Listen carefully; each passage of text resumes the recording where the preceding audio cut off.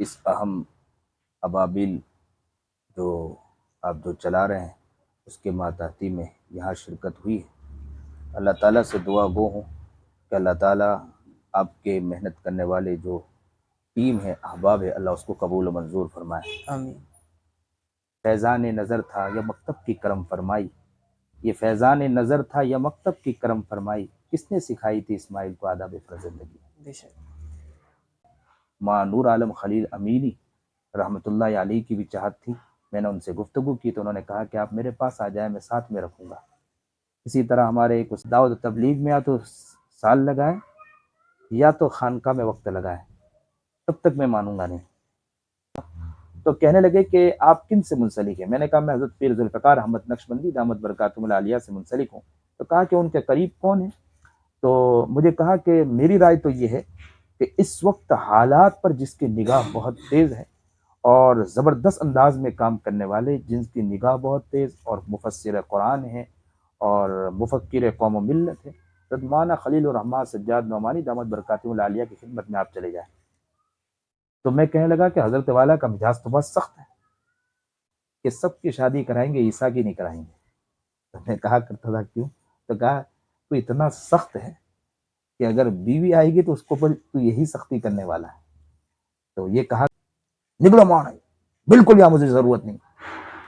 میں حضرت نے کہا کہ حضرت معاف کر دیں، نہیں نہیں نکالو۔ گھنٹی بجائی اور ایک خادم کو بلایا کہ انہیں باہر نکالو، یہاں سے کمرے سے باہر نکال دیا گیا۔ بسم اللہ الرحمن الرحیم۔ محترم ناظرین، ہم آپ کا استقبال کرتے ہیں ابابیل یوتھ کمیونٹی کے آفیشیل چینل پر۔ میں آپ کو بتاتا چلوں، ابابیل یوتھ کمیونٹی کا ایک اہم مقصد عوام کو اور بالخصوص نوجوانوں کو علماء سے جوڑے رکھنا اور کسی نہ کسی مواقع پر اکابر علماء کے ذریعے عوام کی رہنمائی کا بھی ہے۔ اسی ضمن میں ایک سلسلہ جو ہے کہ اکابر کی حالات زندگی کو اور علماء کی بایوگرافی کو آپ کے سامنے لایا جائے، تاکہ نوجوان فضلاء کو اور جو نوجوان اس کا ذوق رکھتے ہیں انہیں انسپریشن ملے۔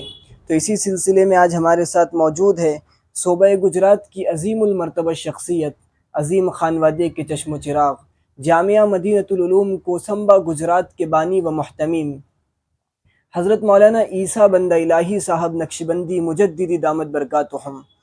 تو ہم حضرت کا خیر مقدم کرتے ہیں کہ حضرت والا ہماری حقیر سی دعوت کو قبول کرتے ہوئے تشریف لائے اور آپ کا قیمتی وقت حضرت نے ہمیں عنایت کیا۔ تو سب سے پہلے تو ہم حضرت سے سوال کرتے ہیں کہ حضرت آپ کی کچھ ابتدائی اور بچپن کے لمحات اور واقعات کچھ بتائیے کہ آپ نے سفر کہاں سے شروع کیا؟ وعلیکم السلام ورحمۃ اللہ وبرکاتہ۔ ماشاءاللہ بڑی خوشی ہے کہ آپ کے اس اہم ابابیل جو آپ جو چلا رہے ہیں اس کے ماتحتی میں یہاں شرکت ہوئی ہے۔ اللہ تعالیٰ سے دعا گو ہوں کہ اللہ تعالیٰ آپ کے محنت کرنے والے جو ٹیم ہے، احباب ہے، اللہ اس کو قبول و منظور فرمائے۔ آمین۔ زندگی سب سے بڑی قیمتی وہ ہوا کرتی ہے کہ انسان بچپن سے اپنے آپ کو سنبھال لے اور اس کی فکر کر کے چلے کہ بھئی ہم کو کس طرح کام کرنا ہے۔ آج کل کے چھوٹے بچے جو ہیں وہ نہ ماں باپ اس طرف توجہ دلاتے ہیں، نہ ماں کی توجہ ہے نہ باپ کی توجہ ہے کہ بچوں کو اس طرح سمجھا کر چلے، سنبھال کر چلے کہ وہ بڑے ہو کر کچھ کام کے بنے۔ ہماری والدہ محترمہ اور ہمارے والد محترم، جن کی ایک بڑی سوچ تھی، فکر تھی، وہ یہ چاہتے تھے کہ کچھ بڑے ہو کر کام کے بنے۔ ہمارے والد صاحب نے ایک مرتبہ ہمیں جمع کیا اور کہنے لگے سب بھائیوں کو جمع کر کے کہ اگر آپ کچھ نہ بننا چاہتے ہو اور اسی طرح تمہاری زندگی کھیل کود میں نکالنا چاہتے ہو، جبکہ ہم لوگ مدرسے میں ہی زیادہ تر رہتے تھے، گھر میں بہت کم رہتے تھے، اس کے باوجود ہمیں بلا کر یہ کہا کہ اگر اسی طرح آپ چاہتے ہیں تو ہم آپ سے یہ کہتے ہیں کہ آپ کو ہم دکان کھول کر دے دیں، کاروبار کھول کے دے دیں، آپ اس میں لگ جائیں مستقل۔ اس وقت ہم نے اپنے والد گرامی سے یہی کہا تھا کہ نہیں، انشاءاللہ ہم کچھ بنیں گے اور کچھ کریں گے۔ اور والدہ محترمہ کا بھی ایک خاص ذوق تھا، وہ بچپن سے قصے سنایا کرتی تھی، باتیں بتلایا کرتی تھی اور واقعات بتلایا کرتی تھی، بہترین واقعات، بلکہ صلاح الدین ایوبی رحمۃ اللہ علیہ، اسی طرح محمد فاتح، اسی طرح اور بھی بہت سے واقعات وہ بتلانا، اسی طرح حدیث مبارکہ کو بتلانا، سیرت کو بتلانا۔ تو بہت چھوٹی عمر میں ہم نے در یتیم بھی پڑھ لی اور کافی کتابیں پڑھی، وہ اسی وجہ سے کہ والدہ محترمہ کا ذوق و شوق تھا۔ تو والدہ محترمہ بتلایا کرتی تھی، بلکہ یہ حال تھا کہ میں ادارے میں پڑھتا تھا تو بعض ساتھی یہ کہا کرتے تھے کہ ہم تیرے کاپی لکھ لیا کریں گے اگر تو واقعات بتلائے گا۔ تو میں انہیں کہا کرتا تھا کہ چلو میں واقعات بتلاتا ہوں، تو انہیں دیر تک بیٹھ کر واقعات بتلاتا تھا، وہ بہت خوش ہوا کرتے تھے۔ تو وہ قصے اور واقعات، سیرت کی باتیں، نبی کریم جناب سرکار دو عالم صلی اللہ علیہ وسلم کی سیرت وہ بتلانا، اور ساتھ ہی اس کو بیٹھ کر سنتے تھے۔ یہ بچپن سے شوق جو پیدا ہوا ہے، یہ ہماری والدہ اور والد صاحب دونوں کی جو ماشاءاللہ محنتیں اور کوششیں اور کاوشیں ہیں، جن کی برکتوں سے اللہ تعالیٰ نے ایک ذوق عطا فرمایا۔ پڑھنے کے زمانے سے اس چیزیں بتلایا کرتی تھی، بلکہ ایک مرتبہ تو یہ تک معاملہ ہوا کہ میں عربی سوم میں تھا، جب بھی عمر میری چھوٹی تھی، داڑھی بھی نہیں آئی تھی، تو والد صاحب نے کہا کہ آپ کو خطبہ پڑھانا ہے۔ تو جیسے خطبہ پڑھانے کا کہا تو میں نے کہا انشاءاللہ پڑھا لوں گا، لیکن والدہ کے پاس میں نے آ کر کہا کہ والد صاحب نے مجھے خطبے کے لیے کہا ہے کہ خطبہ پڑھانا ہے مسجد میں جمعہ کے دن۔ تعجب خیز بات کہ والدہ نے سختی سے کہا کہ خطبہ پڑھانا ہے، دیکھ کر نہیں پڑھانا ہے، آپ کو زبانی پڑھانا ہے، وہ زبانی۔ تو میں نے کہا کہ اچھی بات ہے۔ تو والدہ نے کہا کہ اسے بیٹھ کر یاد کرو۔ ہم نے اس کو بیٹھ کر یاد کیا اور یاد کرنے کے بعد اس کو پڑھا۔ اسی طرح ایک مرتبہ تو ایسا ہوا کہ میں مدرسے میں پڑھتا تھا، مسابقات میں میرے نمبرات آتے تھے اور تقریر کے اندر جایا کرتا تھا، تو گھر میں آ کر بتلاتا تھا والد صاحب کو کہ مسابقات میں نام آتا ہے۔ میری داڑھی جو آئی ہے وہ دور حدیث کے بعد آئی، تو پڑھنے کے زمانے میں ایک مرتبہ ایسا ہوا کہ والد صاحب بیان کر رہے تھے مسجد کے اندر، اور بیان کرتے ہوئے اچانک کے والد صاحب نے بس کچھ ہی منٹ بات کی اور کہا کہ میرے بیٹے بھی یہاں موجود ہیں جو بہترین تقریر کرتے ہیں۔ اب مدرسے کے زمانے میں جو تقریر کی جاتی ہے وہ تقریر اس طرح کی جاتی ہے کہ وہ تقریر ہوتی ہے رٹ کر دی گئی تقریر کر دی گئی۔ اب انہوں نے کہا کہ میرے ساتھ آپ کے سامنے میرا بیٹا جو ہے وہ خطاب کرے گا۔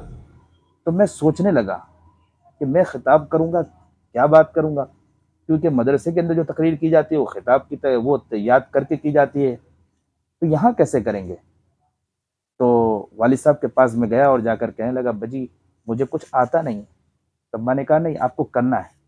تو کہا میں نے کہا کچھ آتا نہیں ہے، تو کہا کہ نہیں آپ کو کرنا ہے، اور والد صاحب نے یوں مائک پکڑا اور چل دیے، اور وہاں بیٹھ کر جب تقریر کی تو اس کے بعد دھیرے دھیرے والد صاحب آگے بڑھانے لگے، تو ماشاءاللہ اس کی ہمت کھلنے لگی۔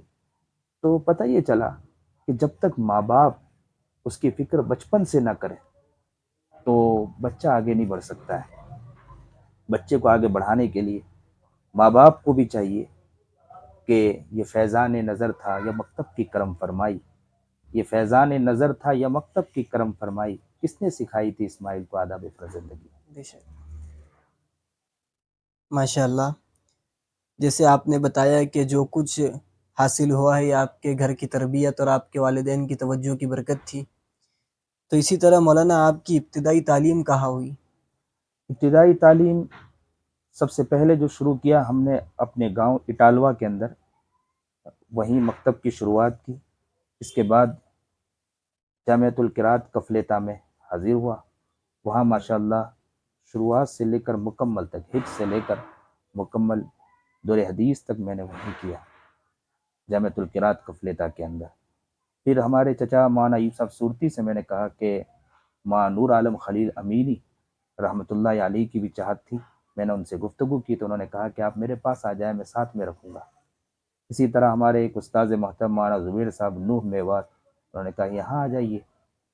اور ایک ادارہ تھا قریب میں، وہاں سے بھی یہ بات آئی کہ فارسی کی جگہ خالی ہے، آپ یہاں آ جائیں۔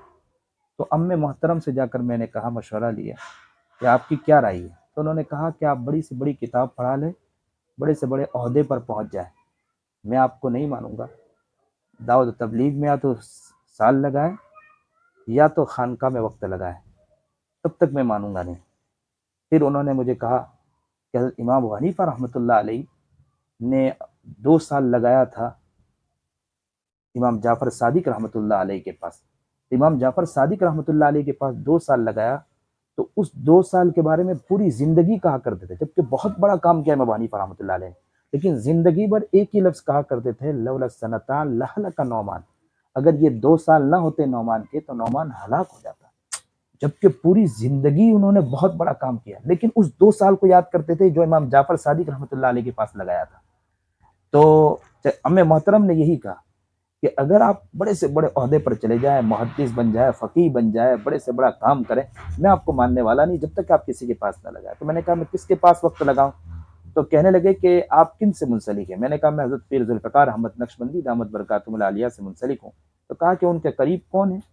تو مجھے کہا کہ میری رائے تو یہ ہے کہ اس وقت حالات پر جس کی نگاہ بہت تیز ہے اور زبردست انداز میں کام کرنے والے، جن کی نگاہ بہت تیز اور مفسر قرآن ہے اور مفکر قوم و ملت ہے، حضرت مولانا خلیل الرحمن سجاد نعمانی دامت برکاتہم العالیہ کی خدمت میں آپ چلے جائیں۔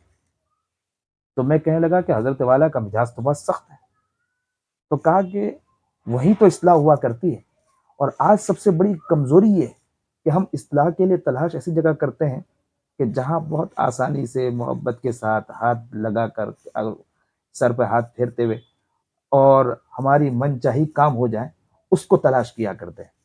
میں حضرت والا کے پاس جیسے ہی سب سے پہلے گیا، اللہ کی عجیب شان یہ بات آ گئی جبکہ آپ نے شروعات کی تعلیم کہی تھی، لیکن حضرت والا کے پاس جیسے ہی میں پہنچا تو حضرت والا کے پاس قربت اتنی آسان نہیں ہے۔ تو میں نے کہا افراد سے کہ کس طرح آگے بڑھیں، تو انہوں نے بڑی بڑی باتیں بتلانا شروع کیا۔ تو میں اپنے چچا کے پاس بھی آیا اور والد صاحب کے پاس بھی آیا۔ والد صاحب سے بھی کہا کہ آپ اپنی کتاب دے دیں مجھے، تو آپ کی کتاب میں حضرت کو پیش کروں گا تو حضرت کہیں گے کہ ماشاءاللہ کہ اس گھرانے سے تو قربت مل جائے گی۔ تو والد صاحب نے کہا کہ کتابوں سے آگے نہیں بڑھا جاتا ہے، اپنی خدمت سے آگے بڑھو۔ تو والد صاحب کی طرف سے بھی یہی لفظ تھا، چچا کی طرف سے بھی یہی لفظ تھا۔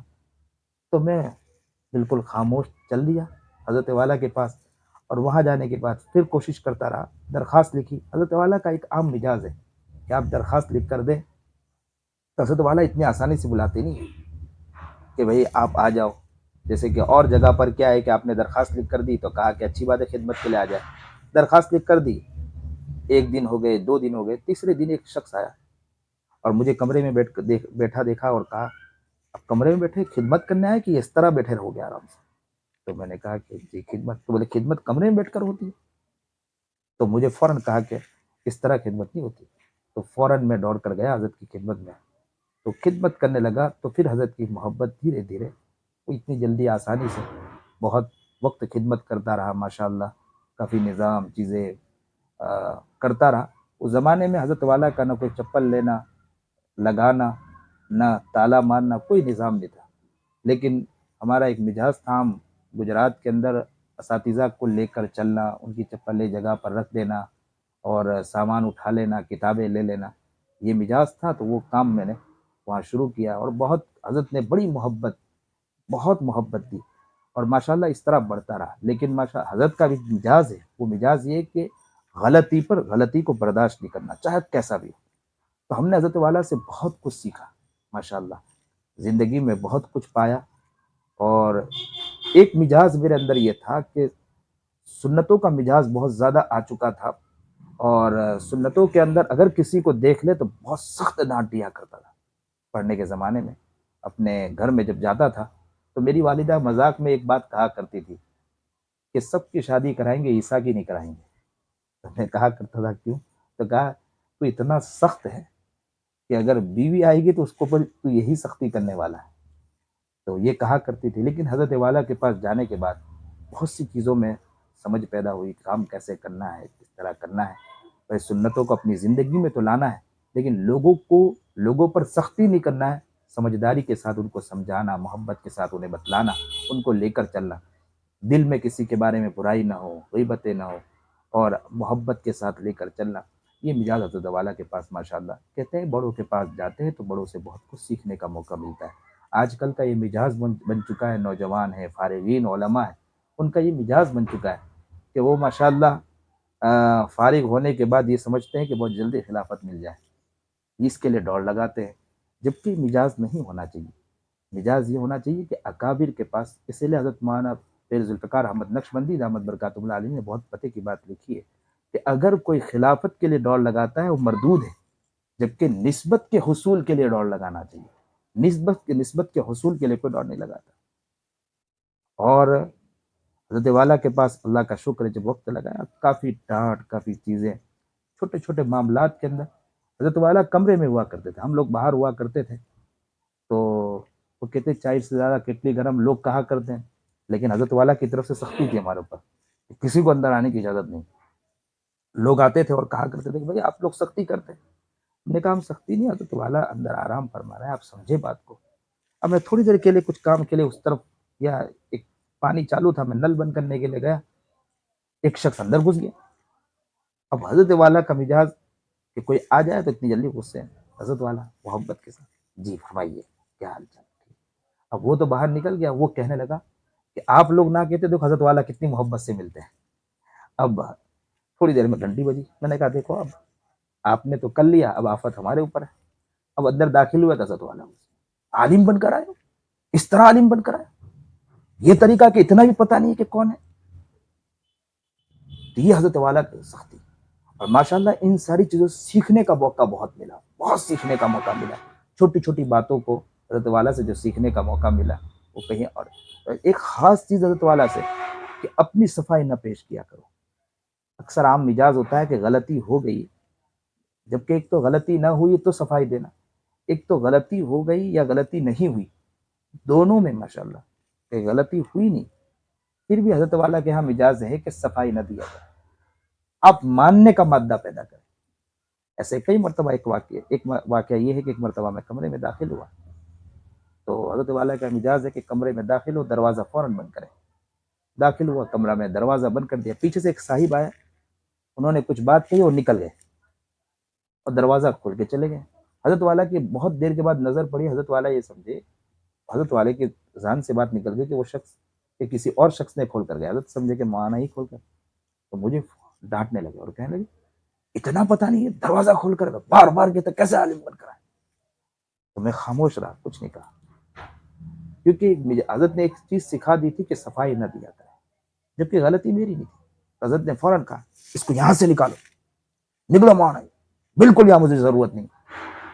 میں حضرت نے کہا کہ حضرت معاف کر دیں، نہیں نہیں نکالو، گھنٹی بجائی اور ایک خادم کو بلایا کہ انہیں باہر نکالو یہاں سے، کمرے سے باہر نکال دیا گیا، پھر گیا معافی مانگی، جبکہ مجھے معلوم تھا کہ ایک صاحب آیا تھا، اس نے کھول کر گیا، غلطی میری نہیں، لیکن آج تک میں نے کبھی صفائی نہیں پیش کی۔ اتنے سال گزر گئے، آج سے تقریباً 14-15 سال گزر گئے، لیکن آج تک میں نے صفائی نہیں پیش کی، نہ بتلایا، نہ کوئی معاملے میں ہم نے آج تک صفائی نہیں پیش کی حضرت والا کے پاس۔ تو یہ بھی ساری چیزیں سیکھنے کی ماشاءاللہ، اللہ تعالیٰ قبول فرمائے اور اخلاص للہیت عطا فرمائے اس معاملے میں۔ جیسے کہ ہمارا اگلا سوال تھا کہ آپ نے روحانی سفر کہاں سے شروع کیا، تو آپ نے الحمدللہ اس کا بھی جواب دے دیا۔ تو اسی کے ساتھ ساتھ مولانا ایک سوال یہ ہے کہ نوجوان فضلہ جو مدارس سے نکل رہے ہیں، وہ لوگ نکل کر ڈائریکٹ میدان میں کام کرنا شروع کر دے رہے ہیں، تو ان کے لیے مشائخ سے جوڑنا کتنا ضروری ہے؟ ہمارے جتنی درس نظامی میں کتابیں ہیں تو ان میں اکثر اکابر، بلکہ سارے اکابر میں کہوں تو غلط نہیں ہو سکتا کہ وہ ماشاءاللہ کسی نہ کسی اللہ والے سے جڑے ہوئے تھے۔ ہمارے نوجوان فارغین فارغ ہونے کے بعد یہ سمجھتے ہیں کہ کسی کے آگے اپنے آپ کو نہ ڈالیں اور مشائخ کے پاس نہ جانا، ان سے کوئی چیز سیکھنا نہیں، تو اس کی وجہ سے وہ پریشان رہتے ہیں، اور جب کام کرتے ہیں تو کام میں بہت حالات کا سامنا کرتے ہیں۔ یا تو یہ ہے کہ کسی مشائخ سے جڑ تو جاتے ہیں، مشائخ سے جڑنے کے بعد ان کے حالات یہ ہوتے ہیں کہ وہ اپنے اس میں لگے رہتے ہیں اور وہ اپنی چلاتے ہیں۔ مشائخ سے جڑنا یہ کہ جڑنے کے بعد ان سے پوچھنا اور پوچھ کر آگے بڑھنا، یہ اصل کمال ہے. لیکن ہمارے یہاں یہ نہیں کہ پوچھ پوچھ کر آگے بڑھنا، بلکہ ایسے ہی آگے بڑھ جاتا ہے. بڑی پریشانی کا سامنا ہوتا ہے اور لوگ پریشان ہوتے ہیں. تو ہمارے جو آج کل کے فضلاء ہیں جو فارغ ہوتے ہیں، انہیں چاہیے کہ سے اللہ والوں سے جڑ جائیں اور جڑنے کے بعد ان سے پوچھ پوچھ کر ان کے مشورے سے آگے بڑھیں. اب تو صرف مشورے اس لیے جڑا جاتا ہے کہ کہنا آسان ہو کہ ہم اس بڑے سے جڑے ہوئے ہیں، باقی اس کے علاوہ کچھ نہیں. جبکہ یہ نہیں ہونا چاہیے. ان کی خدمت میں رہنا چاہیے، ان کے پاس جانا چاہیے، ان سے جا کر اپنی پوری اندر کے حالات بتلانا چاہیے کہ کیا کر رہا ہوں اور کیا نہیں کر رہا ہوں. پوری باتیں بتلانا چاہیے تاکہ اللہ والوں وہ ساری چیزوں کو سنیں اور سننے کے بعد ہمارے لیے جو چیز ہو وہ بتلائے اور ہماری زندگی کے لیے کامیابی کا راستہ کھلے اور آگے بڑھنے کا موقع. دوسری بات یہ ہے کہ انسان جب ذکر کرتا ہے، اذکار کرتا ہے، معمولات کرتا ہے، اس کے دل صاف ہوتا ہے، زندگی پیاری بنتی چلی جاتی ہے. لوگ اس کو سمجھتے نہیں. آج کل کے فارغین علماء اس بات کو نہیں سمجھتے. انہیں چاہیے کہ ہمارے اکابر سے جڑنا چاہیے اور اکابر سے جڑ کر اکثر فارغین فارغ ہونے کے بعد مدرسے میں لگ جاتے ہیں اور دیکھا گیا کہ وہ پھر لگنے کے بعد وہ ادھر ادھر کے اختلافات میں پڑ جاتے ہیں، چیزیں پڑ جاتے ہیں. معاشرے کے اندر جس طرح بدلاؤ آنا چاہیے بدلاؤ نہیں ہوتا ہے، جس طرح حالات بدلنا چاہیے.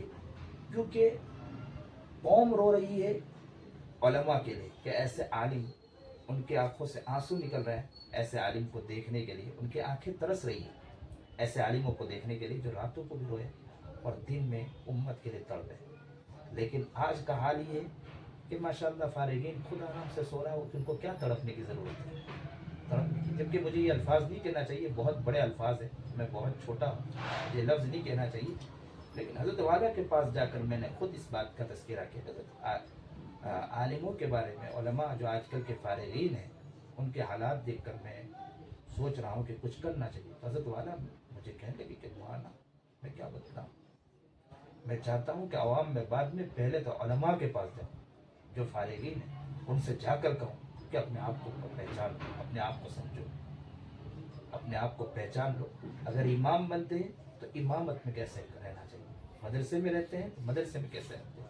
وہ جب ہو سکتا ہے جب کسی اللہ والوں سے جڑ کر اپنی اصلاح کرائیں، اپنی فکر کریں، تو وہ بہت آگے بڑھ سکتے ہیں. اور صرف اس لیے نہ جائے کہ خلافت کے لیے، اس لیے جائے کہ نسبت کے حصول کے لیے، اپنے آپ کو آگے بڑھانے کے لیے جائے، تو انشاءاللہ بہت مقام تک وہ پہنچ سکتے ہیں. جیسا آپ نے تذکرہ کیا خلافت کا، تو آپ کی ایک کلپ بڑی وائرل ہوئی تھی کہ میں گٹکی کی خلافت دیتا ہوں، تو اس کے بارے میں تھوڑا بتائیے.